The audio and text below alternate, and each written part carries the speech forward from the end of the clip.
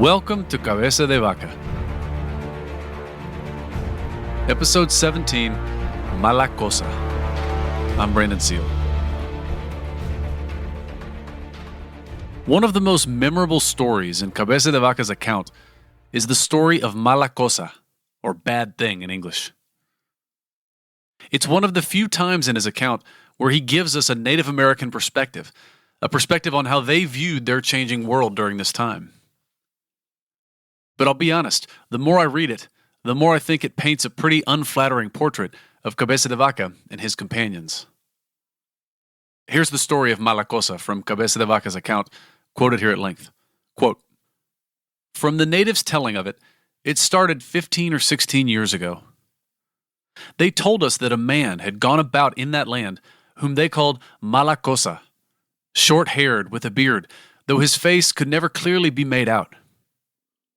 Just before he arrived outside someone's lodge, the occupant of that lodge said that their hair would stand on end and they would tremble, and then suddenly Mala Cosa would appear in the doorway holding burning sticks. Then he would enter their lodge and take whatever he wanted from them. Then he would make 3 cuts into their sides with a very sharp rock, 1 hand wide and 2 palms long.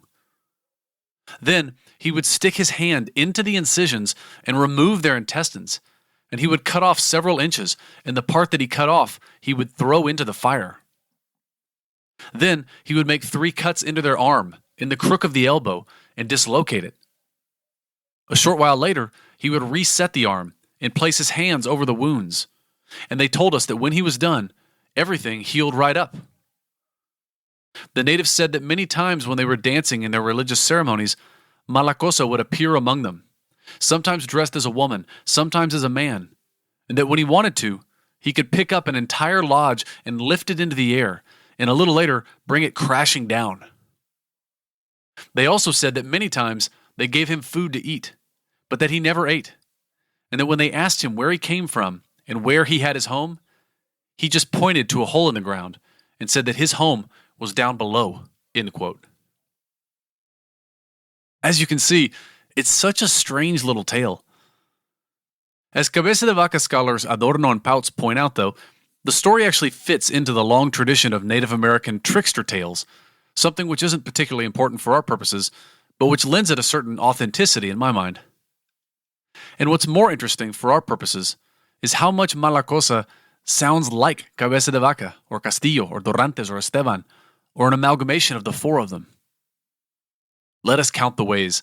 First, this mysterious character, Mala Cosa, according to Cabeza de Vaca, first appeared in the region 15 or 16 years ago, he says. Well, counting backwards from the summer of 1535, where we are now, that puts Mala Cosa's first appearance in about 1519, the precise year that Cortés landed in Mexico, and when other Castilians set foot on the Panuco River, only 400 or so miles south of where Cabeza de Vaca and his companions sat now. Interesting, right? Next, the reference to Mala Cosa being bearded sounds distinctly European. Next, according to the story, Mala Cosa was in the habit of appearing unannounced and quite suddenly, just as Cabeza de Vaca and his companions had a habit of doing. Next, we hear that Mala Cosa carried with him, quote, burning sticks, end quote.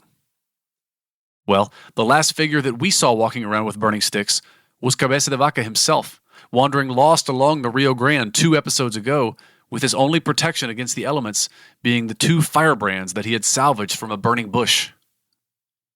All right, and it actually gets even more uncanny the deeper we go with this. We learn that Mala Cosa's modus operandi was to enter a lodge outside of which he had appeared, and then just take whatever he wanted. Is this how the natives, perhaps, perceived the 4 medicine men in their midst, charging them for their cures at the going rate of everything that they owned? We also hear that Mala Cosa was roaming the countryside, dislocating joints, and then, quote, a short while later, he would reset the arm and place his hands over the wounds, and the natives told us that when he was done, everything healed right up, end quote. Who else do we know roaming around the countryside, setting broken bones and laying on hands? And there's something familiar as well to how Mala Cosa affects his cures. We hear that he would make 3 cuts near the affected area, then cut into the sides of the victims with a rock, quote, 1 hand wide and 2 palms long, end quote. Well, we've also heard of the expeditionaries bleeding and cauterizing their patients. And we just saw Cabeza de Vaca a few episodes ago being gifted a flint 1.5 palms long. And it continues. Sometimes, we learn, Malacosa would appear dressed like a man. Sometimes he would appear dressed like a woman. Recall back to episode 9 when we saw Cabeza de Vaca doing a lot of traditionally, quote-unquote, women's work, most notably as a merchant, moving about amongst the many tribes of the region. We also learned that Malacosa's hosts often tried to offer him food, but that he never ate it, kind of like the way that Cabeza de Vaca and his companions very publicly gave away almost all the food that they were gifted for performing their cures. And lastly, when the natives asked Malacosa, quote, where he came from and where he had his home, he pointed to a hole in the ground and said that his home was down below, end quote. And now recall back to Cabeza de Vaca's experience 2 episodes ago when he had scratched out a hole in the ground and surrounded himself by fires to protect himself at night after he'd gotten lost for 5 nights in the South Texas wilderness. Well, the fires had ignited the grass that he'd used to cover himself in that hole, leading to him having to leap out of the flaming hole like a demon emerging from the underworld, or like Malacosa coming out of his home. Maybe because the deeds and misdeeds of Malacosa sounded so much like their own, the expeditionaries felt compelled to rebut the story right after they heard it. Quote, we told the natives that Malacosa was evil. In the best way we could, we made them understand that if they were to believe in God our Lord, and if they were to be Christians like us, that they wouldn't need to fear him, and that in fact he wouldn't dare come do those things to them, and pay attention to this part here, and that we knew it for certain that as long as we were in this land, he would not dare appear in it, end quote. The expeditionaries, quote unquote, knew this. Is this kind of like the way that Clark Kent always knows when Superman isn't going to be around? Pretty much everyone who has read Cabeza de Vaca closely has noted the parallels between Malacosa and the 4 expeditionaries. And Cabeza de Vaca seems to have noticed them as well. I mean, proof of the impression that it made is the fact that Cabeza de Vaca chose to include this story, and really only this story, of all the Native American folk tales that he heard during his years in the New World. And he includes it in his account, even though this little narrative within a narrative serves no plot purpose. It doesn't seem to do anything to advance the expeditionaries on their quest to keep moving. But it makes me believe that Cabeza de Vaca must have had some other reason then for wanting to include it. So let's see what we can come up with. Well, as we said, on its own, Malacosa fits very nicely in the line of Native American trickster tales that show up across many different Native American oral traditions. Yet in Cabeza de Vaca's telling, he actually sounds more like a European demonic doppelganger for the expeditionaries themselves. In this instance, then, Malacosa serves a dual literary purpose, representing both New and Old World literary traditions, even as he also represents the duality within the expeditionary medicine men themselves. And here's what I mean. Malacosa straddles the lines of literary traditions just as he straddles the, quote, line separating good and evil that passes right through every human heart, through all human hearts, end quote, to paraphrase Alexander Solzhenitsyn. And it's particularly interesting because I think this notion of good and evil actually reflects a more Native American than classically Catholic worldview. Here's a quote from archaeologist Carolyn Boyd, referring specifically to certain Mesoamerican mythologies, but she's using it to describe belief systems that she's found as far north as the Rio Grande. Quote, everything in the Nahua universe had an inamic partner, masculine-feminine, east-west, hot-cold, day-night, light-darkness, etc. The becoming of reality and the creation and perpetuation of the cosmos involved the struggle between inamic pairs and the alternating dominance of one inamic over its partner, end quote. And this Native American notion of the binary nature of the world extended to their notion of individuals as well. They believed that each human being was actually the receptacle for 2 or more souls, for 2 or more forces acting sometimes in opposition to one another, in the same way that Malacosa seems to be expressing a darker version of the expeditionaries' religious motivations. And so what I like about this, if this convoluted, complicated interpretation of the Malacosa story is true, is that it means that Cabeza de Vaca isn't just retelling us a very thematically Native American folktale. He's using the Malacosa story to work in a very thematically Native American belief system into his narrative. But then watch now how Cabeza de Vaca passes some very Western biblical allusions through this new Native American worldview that he's trying on. Just after he concludes the Malacosa story, he describes how he and his companions suffered through the South Texas summers foraging for roots and digestible grasses and mesquite beans. Quote, "I've said already that we went naked in that land, and not being accustomed to it, we shed our skin twice a year, like snakes," end quote. Which I find to be an interesting analogy for Cabeza de Vaca to make at this point in the story. Because this is just at the moment when he's contending with the good and evil in his own soul.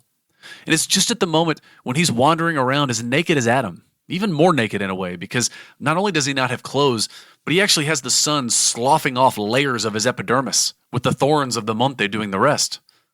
But it's precisely at this moment that Cabeza de Vaca compares himself to the animal that warned the first man and woman about the dangers of the knowledge of good and evil.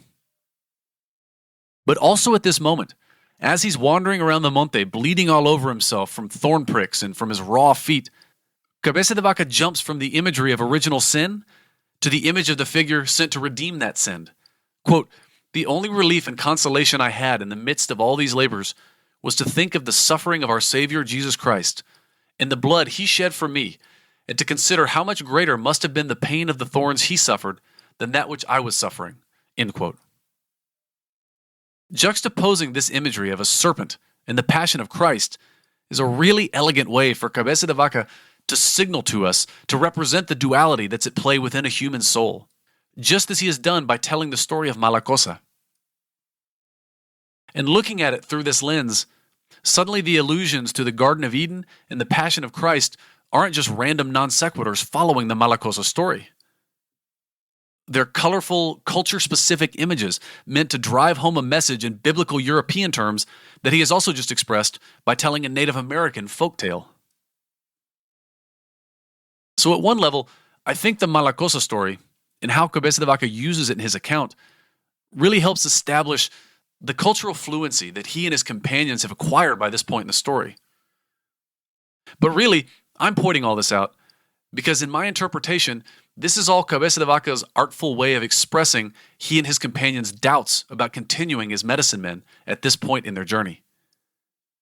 Because in acting as divine instruments, they were playing with forces they didn't fully understand, and forces that certainly they couldn't control. It gets lost in the 500-year-old prose, but everything that was happening around them was very, very weird. They'd never seen anything like this. Wouldn't you feel a little bit funny about what you were doing if suddenly all around you, you saw the sick healed, the lame walk, the dead live? And all of this occurring after hours-long ceremonies that often ended late at night with intoxicating rituals that contained within them always a hint of violence or a hint of something uncontrolled and uncontrollable at least. Should they really keep doing this? The expeditionaries were beginning to ask themselves. What if the cures stopped working? Maybe, in fact, one of their cures hadn't worked, and this is what scared them. Cabeza de Vaca does later mention one Indian that they failed to heal, though apparently even this patient, quote, still believed that we were able to heal him, end quote. Anyway, all of this is my build-up just to try to explain why, in the spring of 1535, Cabeza de Vaca and his fellow expeditionaries suddenly stopped performing cures, despite the fact that things seemed to be going so well for them all of a sudden. In the space of a few months, their faith healing had elevated them from unloved slaves to feted guests, celebrities even in native South Texas. And their new status brought with it some freedom from want, and even allowed them to buy some goodwill by distributing their honorariums to the people all around them. And so this is the best I can come up with for why Cabeza de Vaca included the Malacosa story at this point in his narrative, and why he and his companions stopped their cures immediately after. It's because they were confused, and they were doubtful as to what they were doing, and they wanted to find a more straightforward, less risky, more controlled way to move across the country.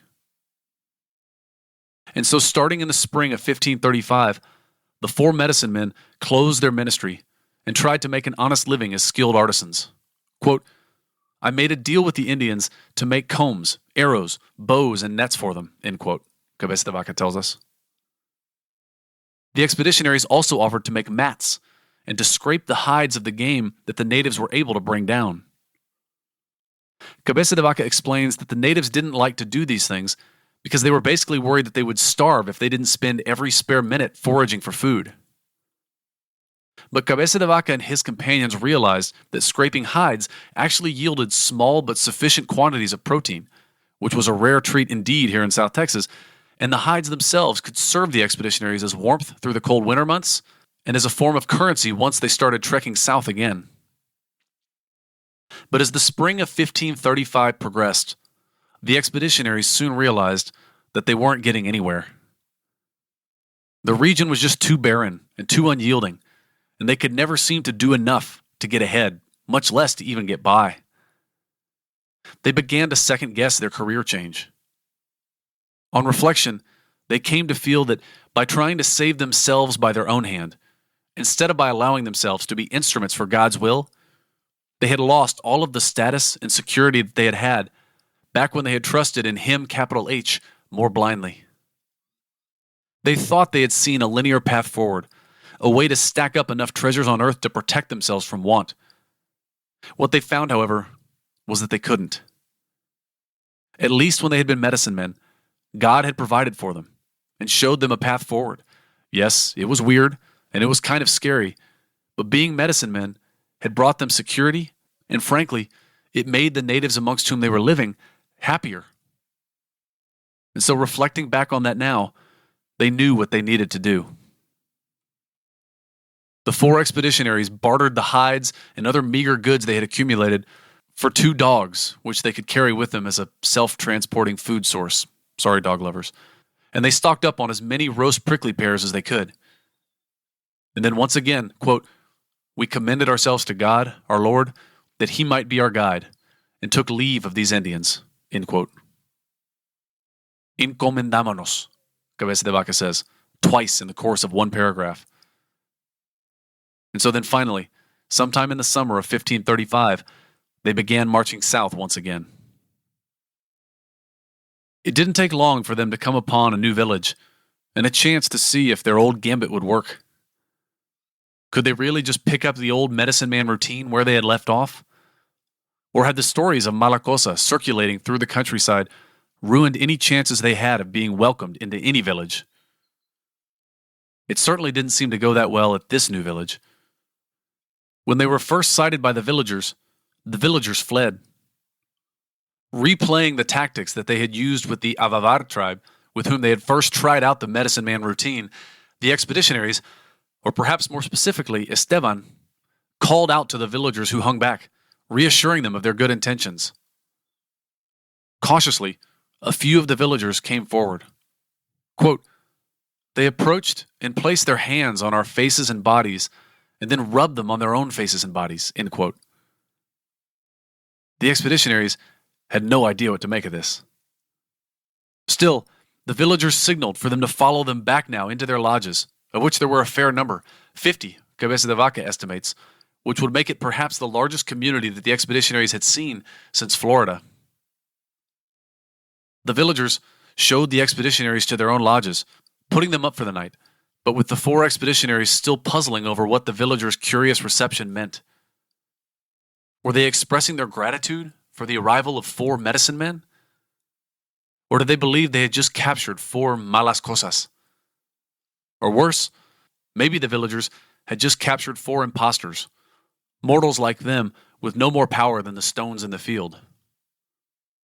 Once again, the 4 expeditionary medicine men were going to have to prove themselves. On the next episode of Cabeza de Vaca.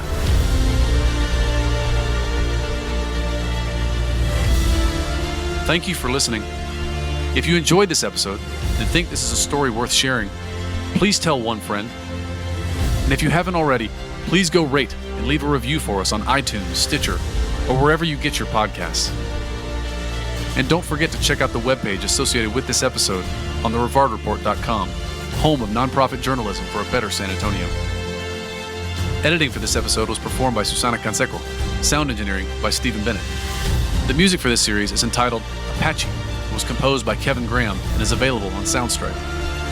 A special thanks to Father David Garcia, to Dr. Frank de la Teja with the Texas State Historical Association, to Steve Davis, curator of the Whitliff Collections at Texas State University, to Professor Andres Resendez at the University of California, Davis, to Dr. Carolyn Boyd with the Shumla Archaeological Research and Education Center and also Texas State, and to David Dunham with Texas Monthly for all their support and suggestions. You'll hear more about them throughout the season. And for more information about us and our other projects, you can check out our website at www.brandonseale.com.